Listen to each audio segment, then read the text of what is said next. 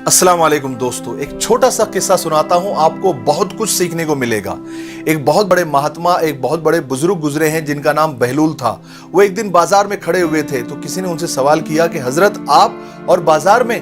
तो उन्होंने जवाब दिया कि मैं खुदा और बंदों के दरमियान सुलह कराने की कोशिश कर रहा हूं, क्योंकि बंदों ने पाप कर करके, गुनाह कर करके अपने रब को, अपने खुदा को बहुत नाराज किया हुआ है। लेकिन दुख की बात यह है कि आज खुदा मानने को तैयार है, बंदे हैं कि मानने को तैयार ही नहीं है। सब मस्त है अपनी दुनिया में, अपने कारोबार में, अपने बिजनेस में।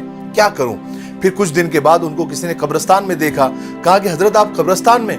तो उन्होंने कहा कि मैं वही काम कर रहा हूं, खुदा और बंदों के दरमियान सुलह कराने की कोशिश कर रहा हूं। लेकिन अफसोस ये है कि आज बंदे मानने को तैयार हैं, खुदा मानने को तैयार नहीं है।